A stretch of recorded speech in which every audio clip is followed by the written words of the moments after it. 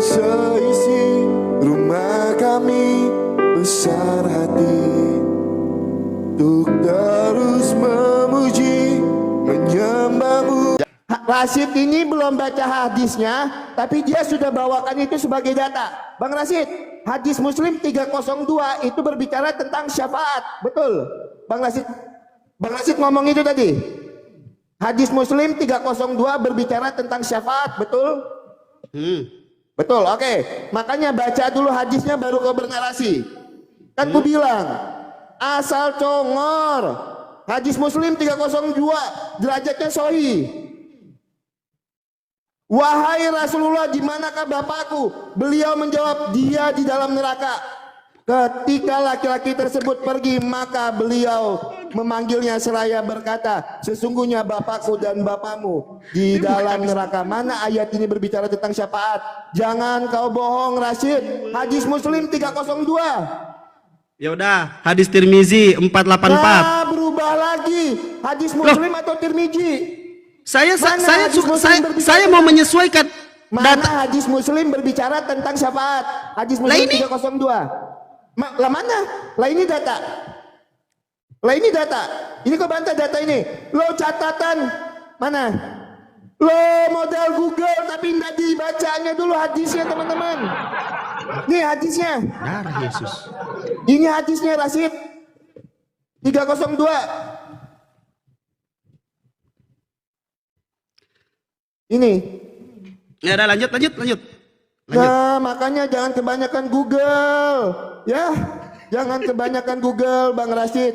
Tiba-tiba hadis berbicara tentang bapak yang di dalam neraka, dibilangnya itu berbicara tentang syafaat, teman-teman. Makanya aku bilang, di cross check dulu hadisnya, baru kita sampaikan. Benar nggak hadisnya berbicara tentang apa? Itu kan berbicara hadis Muslim 302 itu iman. Penjelasan bahwa orang yang mati dalam kekafiran akan masuk neraka. Ini di surat Al-Baqarah ayat 195. Tetapi Al-Baqarah ayat pertama, ayat kedua dijelaskan di mana semua ketika kita mengikuti kitab Al-Quran ini tidak ada keraguan padanya, petunjuk bagi mereka yang bertakwa. Lagi-lagi yang dijelaskan di sini adalah bertakwa, yaitu mereka yang beriman kepada yang goib, melaksanakan sholat dan menginfakkan sebagian rezeki yang kami berikan kepada mereka. Inilah yang dijelaskan di surah Al-Baqarah ayat kedua, dzalikal kitabu la raiba fihi muttaqim alladzina yu'minuna bil ghaibi wa yuqimunas shalah wa mimma razaqnahum yunfikun. Dan mereka yang beriman kepada Al-Quran yang diturunkan kepada Muhammad dan kitab-kitab yang telah diturunkan sebelum engkau, dan mereka akan adanya akhirat. Allah Subhanahu wa taala yang mengetahui segala isi hati dan pikiran seorang manusia, maka manusia sendirilah yang menyelamatkan dirinya, bukan manusia yang memperlihatkan bagaimana dia beriman kepada Allah tetapi di depan orang, tetapi bagaimana dia bersungguh-sungguh beriman kepada Allah, dan Allah lah yang menilai. Makanya seluruh umat Islam di muka bumi ini yang dilakukan adalah beribadah kepada Sang Pencipta alam semesta. Untuk apa? Untuk mencari ridhonya Allah Subhanahu wa taala. Agar apa? Agar saya sebagai manusia, supaya saya sebagai manusia akan dicatatkan. Bahkan di dalam Islam sebagai umat manusia, bekerja pun itu menjadi ibadah bagi umat manusia. Maka dari itu saya orang yang bekerja keras agar saya disebutkan di surah At-Taubah ayat 105 nanti pada saat di akhir zaman. Pertanyaan saya, Yesus adalah jalan kebenaran dan hidup. Tetapi ternyata di Galatia 3:13 dia mengambil jalan dengan jalan terkutuk. Silakan.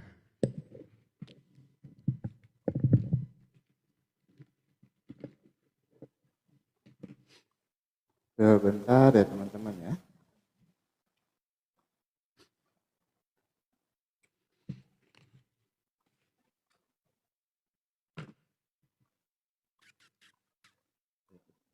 Oke, silakan diterima. Ya, teman-teman, pertanyaan dari Bang Rasid, Galatia 3 ayat yang ke-13, terkutuklah orang yang mati di kayu salib. Ya, betul. Tuhan Yesus itu mati terkutuk di kayu salib. Untuk apa? Untuk menghapus kutuk dosa. Supaya apa? Supaya kita sebagai makhluk ciptaannya yang diciptakan menurut gambar dan rupa Allah itu di dalam Kejadian 1 ayat 26 sampai dengan 23, bahkan hampir sama dengan Allah di dalam Mazmur 8 ayat yang ke-6, itu tidak mati di dalam kebinasaan. Maka Tuhan Yesus itu mati terkutuk di kayu salib karena apa?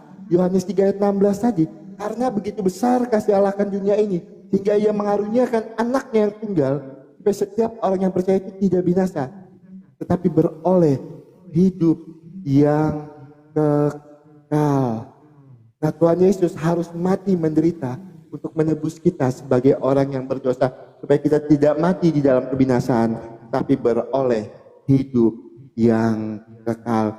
Dan itu sudah dinubuatkan di dalam kitab Yesaya 53. Sebentar ya. Yesaya 53 ayat yang kelima. Kita akan bacakan ya teman-teman ya. Yesaya 53 ayat yang kelima. Tetapi dia tertikam oleh karena pemberontakan kita. Dia diremukkan oleh karena kejahatan kita. Ganjaran yang mendatangkan keselamatan bagi kita ditimpakan kepadanya. Dan oleh bilur-bilurnya kita menjadi sembuh. Kenapa Tuhan Yesus itu di dalam Galatia 3 ayat yang ke-13 harus mati terkutuk di kayu salib? Karena begitu besar kasih dia akan dunia ini, hingga ia mengaruniakan anak yang tunggal, supaya setiap orang yang percaya itu tidak binasa, melainkan beroleh hidup yang kekal. Itu data saya. Ya, Bang Rasid. Saya tadi bertanya dengan Bang Rasid dua pertanyaan ya. Yang pertama yang saya tanyakan, melalui siapa jaminan keselamatan di dalam iman Bang Rasid? Bang Rasid bilang melalui agama. Agama itu yang menyelamatkan. Di dalam iman Bang Rasid, itu narasi Bang Rasid. Bang Rasid, apakah Nabi Muhammad itu menyelamatkan di dalam iman Bang Rasid? Apakah mengikuti ajaran Nabi Muhammad itu menyelamatkan di dalam iman Bang Rasid? Itu yang pertama. Dan yang kedua, Bang Rasid tidak menyentuh pertanyaan saya tadi ya. Apakah iman saja ini kita nih bisa diselamatkan, atau iman dan berbuat baik gitu. Nah, kalau memang ada, saya minta datanya. Iman saja atau iman dan berbuat baik ya. Untuk pertanyaan Bang Rasid saya sudah jawab kenapa Tuhan Yesus itu harus mati terkutuk di kayu salib. Sebenarnya simpel itu jawabannya, karena begitu besar kasih Allah akan dunia ini, sehingga ia mengaruniakan anak yang tunggal, supaya setiap orang yang percaya itu tidak binasa, melainkan beroleh hidup yang kekal. Nah, apakah melalui Nabi Muhammad itu kita dapat memperoleh keselamatan? Silakan Bang Rasid tanggapi dulu. Kita hentikan waktunya karena tidak ada pertanyaan lagi untuk saya. Kita akan mulai waktu baru ya.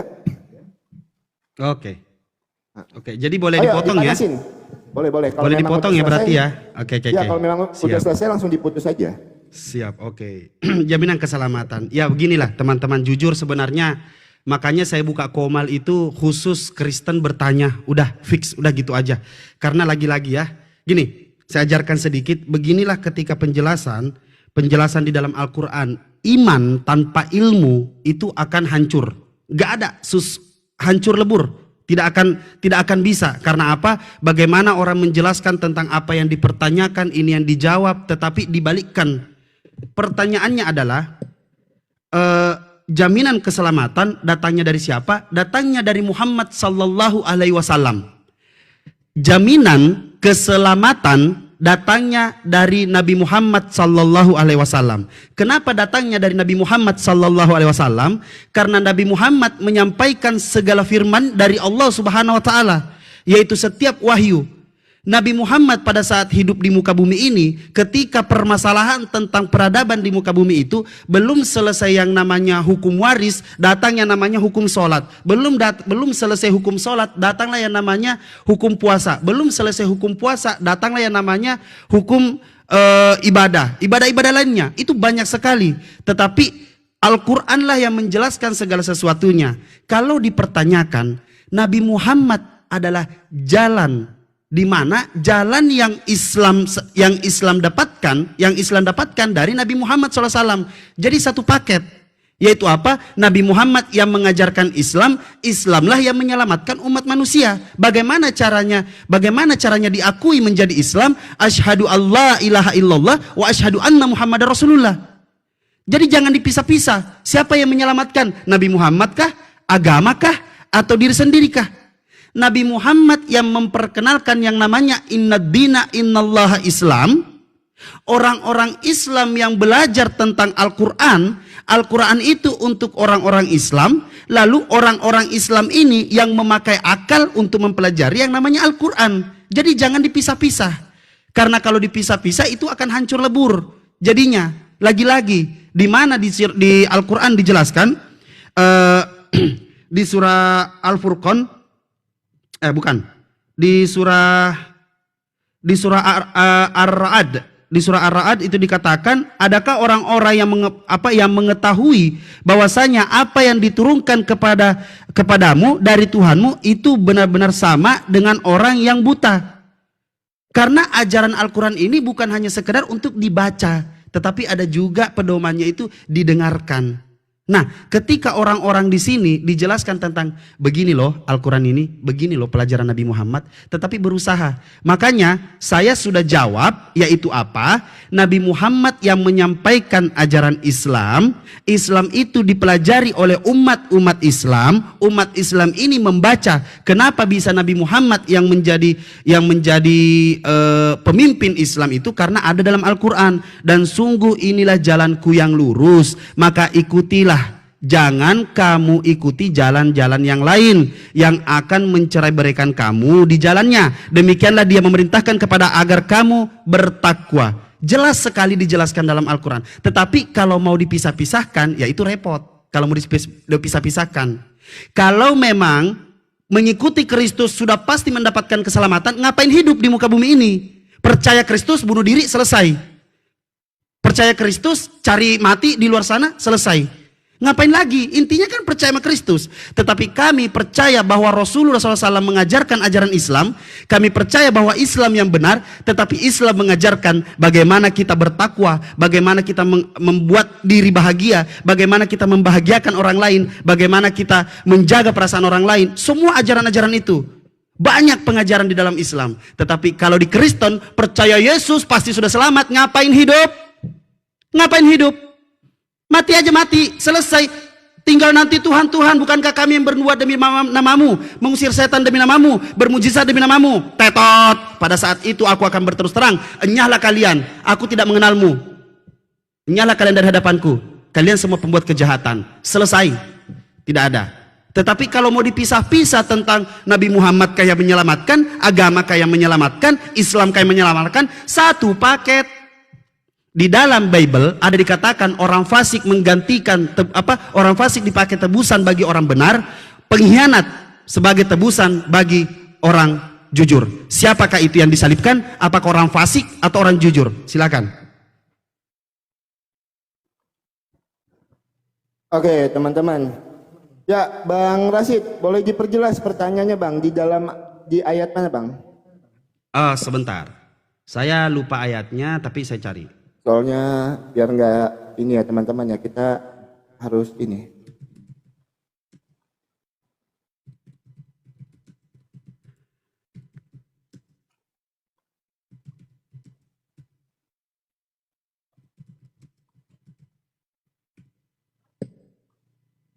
Atau setelah ini abang boleh tunjukkan ya ayatnya ya?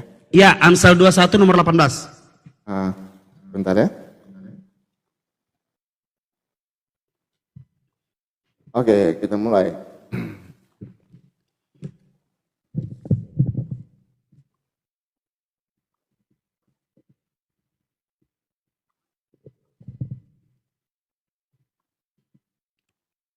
Oke, teman-teman, Amsal 21 ayat 18.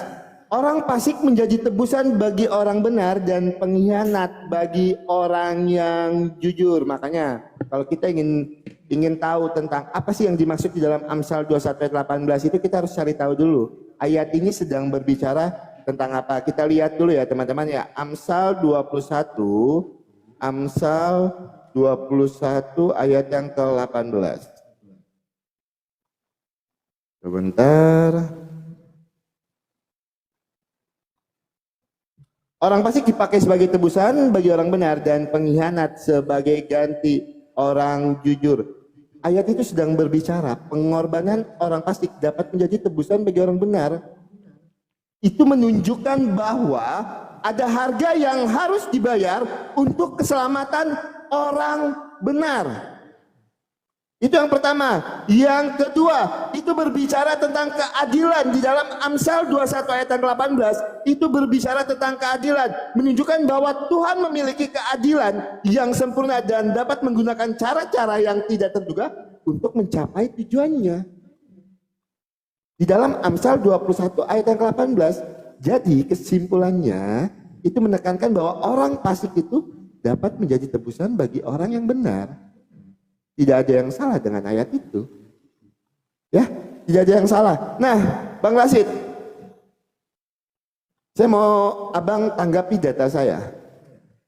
Sebenarnya saya tadi sedang tidak membeda-bedakan, sedang tidak memisah-misahkan antara Nabi Muhammad dan agama. Saya cuma bertanya, apakah melalui Nabi Muhammad juga bisa diselamatkan? Gitu. Nah, sekarang tolong Bang Rasid tanggapi. Di dalam Sahih Bukhari 6274. Oke, kita gas teman-teman, kita mulai gas ya. Sahih Bukhari 6274 derajatnya sahih. Rasulullah bersabda, tidaklah berzina orang yang berzina ketika ia berzina dalam keadaan beriman. Dan tidaklah mencuri orang yang mencuri ketika ia mencuri dalam keadaan beriman. Nah, berarti kalau melalui hadis ini, tidaklah berzina orang yang berzina ketika dia berzina dalam keadaan beriman. Berarti beriman saja sudah cukup untuk diselamatkan. Di dalam Sahih Bukhari 6274 derajatnya sahih. Nah, kalau berbicara tentang Nabi Muhammad, kita bukakan datanya dulu ya teman-teman ya, di dalam Bukhari 2548. Sebentar ya teman-teman ya, Bukhari 2548. Oke, kita cek derajatnya sahih ya.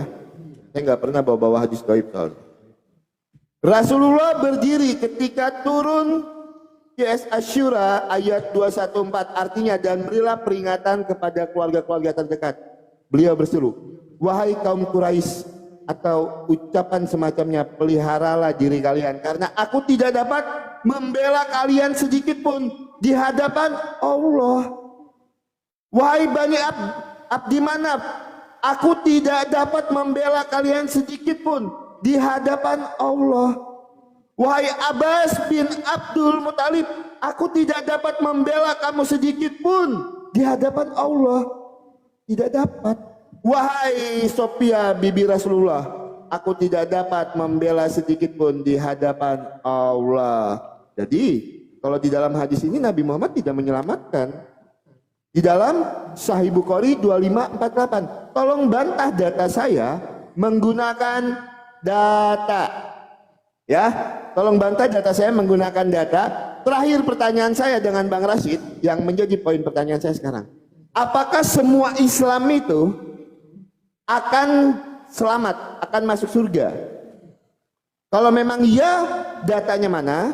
Kalau memang tidak, datanya mana?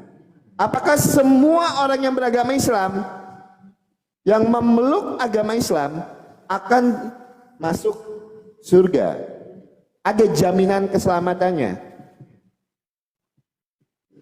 Ya, jadi saya minta data dan dalilnya buat teman-teman. Kencengin tap-tap layarnya buat kakak yang ngasih gift tadi. Terima kasih banyak. Tuhan Yesus memberkati. Teman-teman yang lain terima kasih banyak.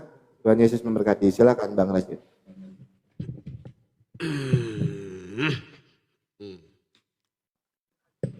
Oke, mungkin nanti di tahap kedua saya jawab karena saya nggak ngerti. Gini, kita langsung saja ya. Saya bacakan dulu, lalu saya undang, lalu kita karena ada sedikit, ya saya suka kita gas-gas sedikit. Berarti memang ya lagi-lagi saya bilang inilah saya malesnya diskusi seperti ini karena ketika kita menjawab tapi dengan narasi karena sudah pindah artinya sudah terjawab. Alhamdulillah qadarullah, walaupun tidak mengakui sudah terjawab berarti karena sudah pindah, sudah mulai gas-gas katanya.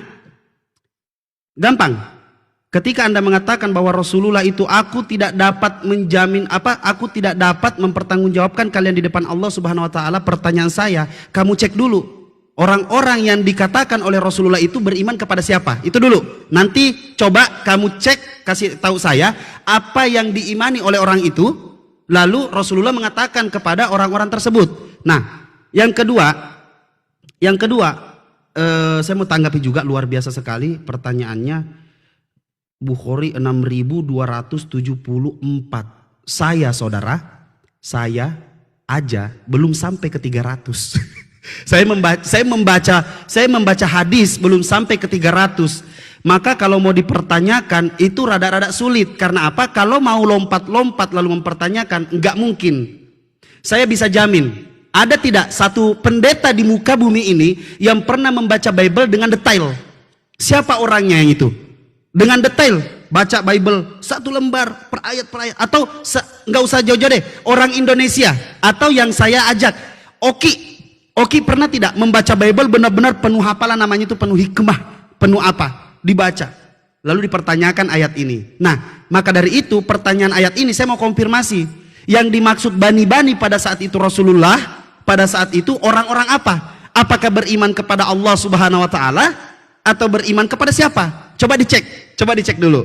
Nah, yang kedua itu tentang saya tadi tidak menyimak begitu ini karena saya cari datanya tentang Rasulullah SAW. Yang kedua itu bagaimana? Gak apa-apa, dijawab coba.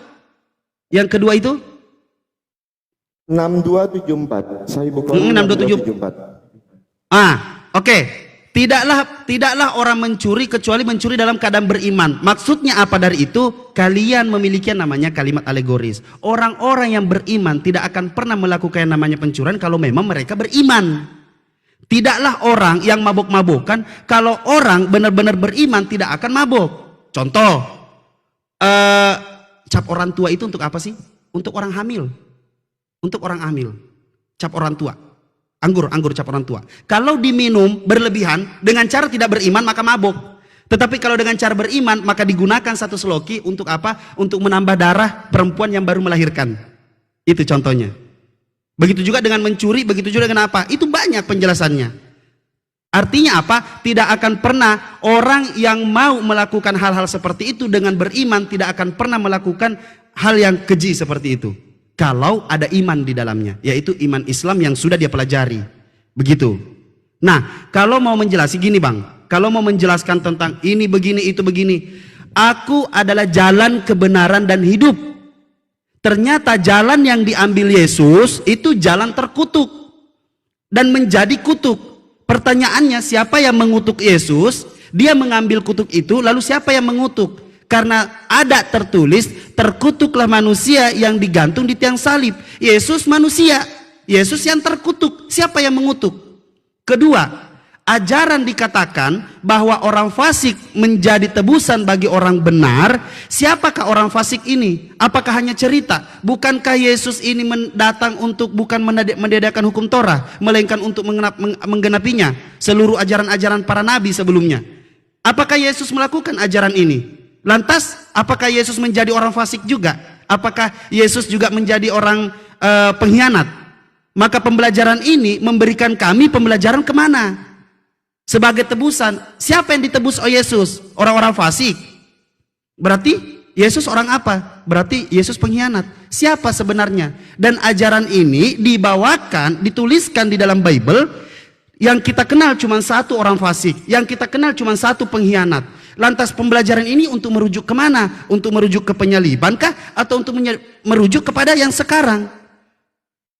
Nah makanya rulesnya penjelasan itu kalau cuma mau dikatakan oh ini penjelasan ini penjelasan itu, Bible itu adalah pedoman hidup bagi umat manusia untuk diajarkan. Maka dari itu ayat yang Sahih Bukhari 25448 sudah saya jawab. Yang pertama tadi saya tanya, yang disebut Rasulullah itu siapa? Orang-orang yang menyembah apa? Silahkan jawab dulu pertanyaannya baru tanggapi lagi.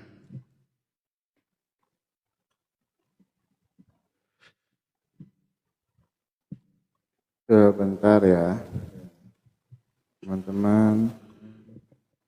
Oke, kita jawab dulu ya teman-temannya. Kalau kita ditanya tentang iman Kristen ya kita sanggup untuk menjelaskannya. Apapun yang kalian tanya tentang iman Kristen, kami sanggup untuk menjawabnya. Dan kami jawab menggunakan Alkitab.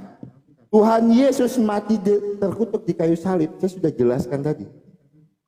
Karena begitu besar kasih Allah akan dunia ini sehingga ia mengaruniakan anaknya tunggal supaya setiap orang yang percaya itu tidak binasa, tapi beroleh hidup yang kekal. Dan ayat ini juga, ini adalah penggenapan dari apa yang tertulis di dalam Ulangan 23, Ulangan 21 ayat yang ke-23.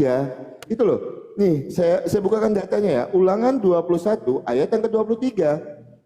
Maka janganlah mayatnya dibiarkan semalam-malaman pada tiang itu, tetapi haruslah engkau menguburkan pada hari itu juga, sebab seorang yang digantung terkutuk oleh Allah, janganlah engkau menajiskan tanah diberikan Tuhan Allahmu kepadamu menjadi milik pusakamu. Jadi Galatia 3 ayat 13 juga itu menggenapi apa yang tertulis di dalam Ulangan 21 ayat yang ke-23.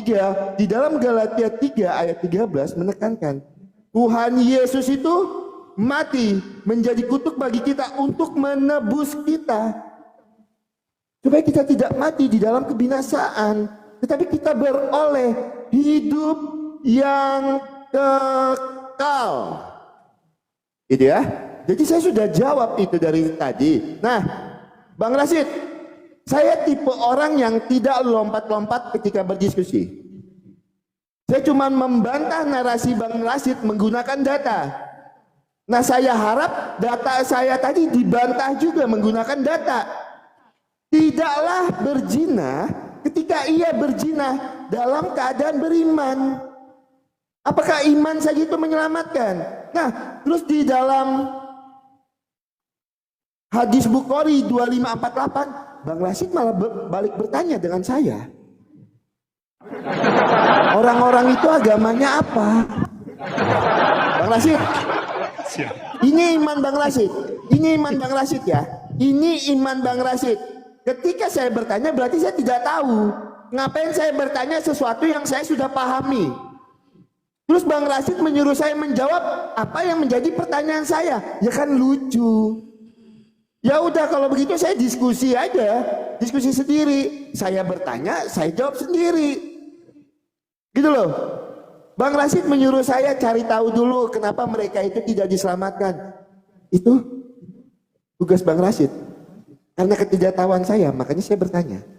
Dan saya bukan tipe orang yang berpolemik di satu pertanyaan. Tidak. Seperti iman tadi. Kalau menurut saya, oh ya, oke lah, logik. Kita tinggalkan. Kita beralih ke pertanyaan lain. Supaya apa? Supaya maju diskusinya. Ngapain kita berpolemik di satu pertanyaan? Buat apa? Ya, jadi yang saya mau tanya sebenarnya poinnya sama Bang Rasid tadi, Bang Rasid tidak menjawab.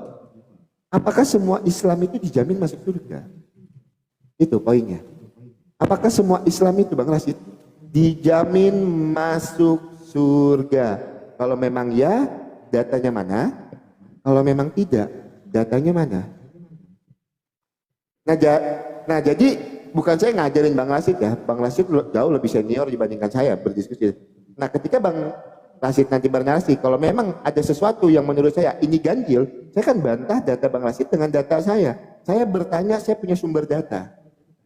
Dan saya berharap, tolong jawab pertanyaan saya juga menggunakan data Bang Rasid. Ya, karena saya menjawab pertanyaan Bang Rasid di dalam Galatia 3 ayat 13 saya menggunakan data.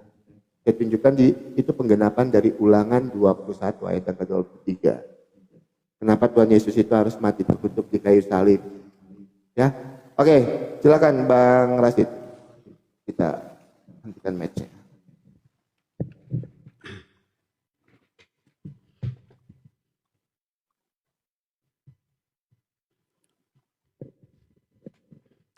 Ya, jadi gini, artinya yang saya dapatkan di sini adalah di mana memang Yesus itu mengambil jalan dengan jalan terkutuk. Itu yang saya dengarkan, mengambil jalan dengan jalan terkutuk. Inilah akulah jalan kebenaran dan hidup. Ternyata yang diambil itu adalah jalan terkutuk. Itu kata siapa? Kata Paulus mungkin ya. Nah gini aja, pertanyaan singkat dari saya sebelum saya menjelaskan. Pertanyaan singkat dari saya. siapa sebenarnya yang menyelamatkan orang Kristen? Allah Bapa, Elohim, atau Yesus? Roma Elohim 10 atau ayat Yesus? yang Nanti ke-9, jika dengan mulutmu kamu mengaku bahwa Yesus adalah Tuhan dan Allah telah membangkitkan dia dari antara orang mati, maka kamu akan diselamatkan. Itu data. Roma 10 ayat yang ke-9. Lanjut. Oke. Roma itu perkataan. Pertanyaan saya, Yesus dengan Bapa ini kan berbeda. Karena Yesus diutus. Bapa ini siapa? Siapa yang menyelamatkan? Dan firman itu dari mana? Karena di ayat 17 Yohanes 17 nomor 8, segala firman yang telah engkau sampaikan padaku telah kusampaikan kepada mereka dan mereka menerima dengan baik dan benar bahwa engkau yang telah mengutus aku. Firman apa yang disampaikan kepada Yesus, lalu umat manusia yang namanya Kristen katanya menjadi apa? Menjadi diselamatkan oleh Yesus. Sedangkan Yesus mengatakan jelas-jelas, Anda sendiri mengatakan, bukan setiap orang yang berseru kepadaku Tuhan, Tuhan akan masuk ke dalam kerajaan sorga, melainkan ia yang mengikuti kehendak Bapakku. Jadi mengikuti Yesus atau mengikuti kehendak Bapak Yesus. Dan pada hari itu akan banyak yang berseru kepadaku, Tuhan, Tuhan, bukankah kami yang bernubuat demi namamu, yang mengusir setan demi namamu, dan bermukjizat demi namamu. Orang-orang yang melakukan tiga hal ini, orang yang mengakui bahwa Yesus itu Tuhan. Tetapi ternyata Yesus mengatakan apa? Yesus mengatakan, aku tidak mengenal kalian, enyahlah kalian dari hadapanku, kalian semua pembuat kerusakan. Kalian semua pembuat kerusakan, itu kata Yesus. Jadi sebenarnya ini yang menyelamatkan siapa? Jadi kalau mau mempertanyakan, ya Rasulullah, ini saya jawab ya sebelum saya masuk lagi. Rasulullah sallallahu alaihi wasallam tidak pernah mampu menyelamatkan seorang manusia dari siksa api neraka. Rasulullah tidak akan pernah mampu menyelamatkan umat manusia dari siksa api neraka, karena Nabi Muhammad adalah manusia biasa, tetapi dia adalah utusan Allah. Di surah Al-Ahzab ayat 40, jangan pernah mempertanyakan Rasulullah, Nabi Muhammad bukanlah seorang ayah bagimu, bukan seorang bapak di antara kalian. Jadi jangan pernah kamu mempertanyakan seperti apa Nabi Muhammad. Karena setiap yang diajarkan Nabi Muhammad itu datangnya dari Allah Subhanahu wa taala. Itu perintah dari Allah Subhanahu wa taala. Karena semua Islam yang berdosa akan masuk ke neraka. Tetapi keselamatan itu apakah berhenti ke neraka? Tidak. Islam akan mendapatkan yang namanya syafaat. Syafaatnya apa? Ada di ini nanti saya saya kasih ayatnya itu. Syafaat Rasulullah itu untuk seluruh umat Islam. Seluruh umat Islam. Kalau cuma hanya sekedar data, bagaimana kita memberikan data, sedangkan pertanyaan di dalam Al-Quran ini, bagaimana Rasulullah mengatakan kepada bani-bani sebelum itu, bani-bani waktu itu dia mengatakan kepada orang-orang itu, dia mengatakan tidak ada yang namanya dibantah data dengan data ini, tidak ada di dalam Islam. Data itulah yang dikaji, yang kita pelajari, yaitu apa? Siapa sih yang dimaksud Rasulullah pada saat itu? Makanya saya bilang, saya aja baru sampai 300 atau belum sampai 400, saya baca, Anda udah sampai 6.000. Nah, yang dimaksud di situ adalah seluruh bani-bani pada saat itu yang tidak menyembah kepada Allah Subhanahu wa taala dan tidak mengikuti ajaran Rasulullah SAW. Bahkan janganpun orang-orang seperti itu, umat Islam pun Nabi Muhammad tidak akan mampu menyelamatkannya kalau kelakuannya seperti itu. Tetapi syafaatnya lah yang akan menyelamatkan. Setelah nanti sudah masuk dalam siksa neraka. Rasulullah cuma satu keinginannya, jangan sampai umatku mendapatkan siksa neraka. Tetapi ternyata banyak yang mau. Begitu Bang. Nah, coba dijelaskan dulu, nanti mungkin tanggapan atau bagaimana, coba jelaskan dulu. Ini sebenarnya siapa yang menyelamatkan? Sedangkan Yesus mengambil jalan dengan jalan terkutuk. Terus ajaran yang disampaikan di kitab Anda, orang fasik dipakai sebagai tebusan orang benar. Lalu siapa orang fasik yang disalibkan itu? Siapa pengkhianat yang disalibkan itu? Lalu yang berseru-seru itu siapa yang Yesus tidak kenal? Silahkan Bang.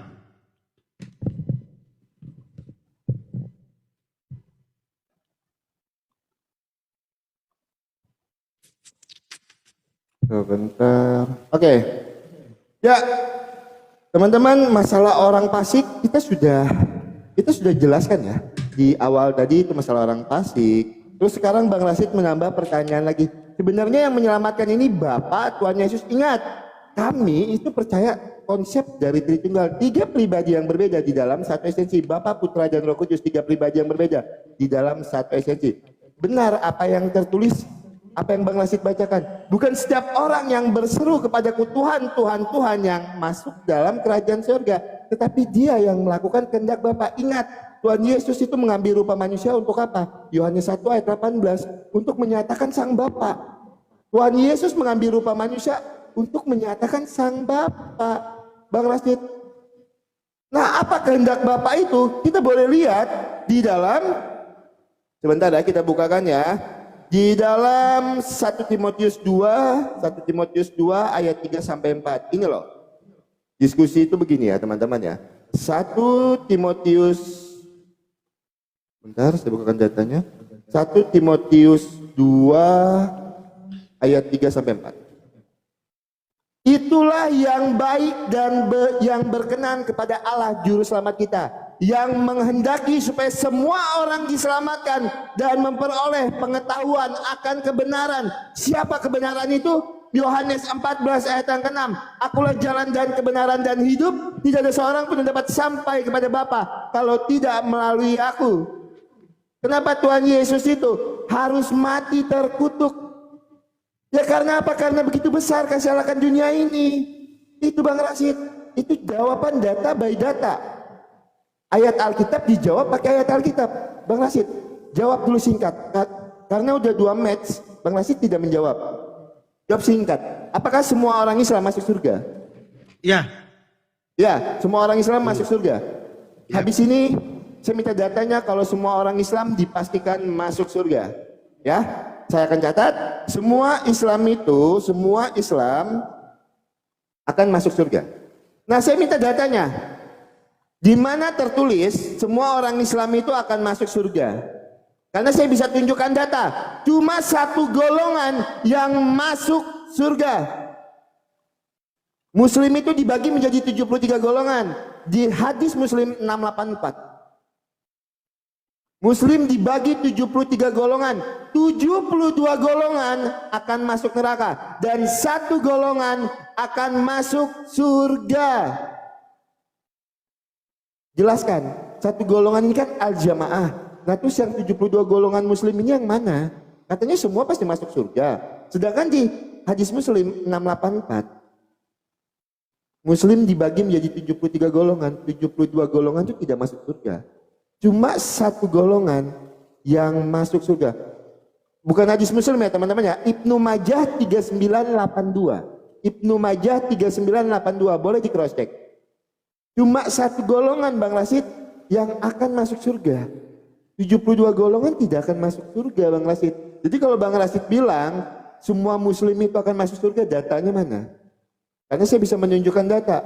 Cuma 1 golongan yang akan masuk surga, yaitu al-jamaah. Golongan al-jamaah yang akan masuk surga. Ya. Nah terkait hadis-hadis yang saya tunjukkan di awal tadi, Bang Rasid tidak mau membantah itu menggunakan data. Bahkan yang Bang Rasid sampaikan, Bang Rasid mengkaji data itu tanpa sumber. Kalau saya, setiap narasi saya yang keluar, saya harus punya sumbernya. Datanya harus ada. Karena saya tidak mau modal asumsi tanpa data. Semua narasi yang keluar dari mulut saya mampu bertanggungjawabkan menggunakan data dan dalil di dalam Alkitab. Ya, siap Bang Rasid. Tolong bantah data saya pakai data. Di mana semua Islam itu akan masuk surga. Sedangkan di Ibnu Majah 3982 cuma 1 golongan yang akan masuk surga. 72 golongan akan masuk neraka. Itu umat Muslim loh. Tertulis letter Lex di situ. Silakan Bang Rasid baca. Saya tidak membual, saya tidak mengada-ngada. Itu tertulis. Nah makanya saya minta data perbandingannya. Kalau semua Muslim itu akan masuk surga. Ya buat teman-teman Kristen dikencengin tap-tap layarnya teman-teman ya. Kita tidak mau berkutat di satu pertanyaan yang sudah dijelaskan oleh Bang Rasid. Kita akan maju terus ke pertanyaan-pertanyaan selanjutnya. Supaya banyak teman-teman yang di bawah terberkat ya. Banyak yang belajar. Silakan Bang Rasid.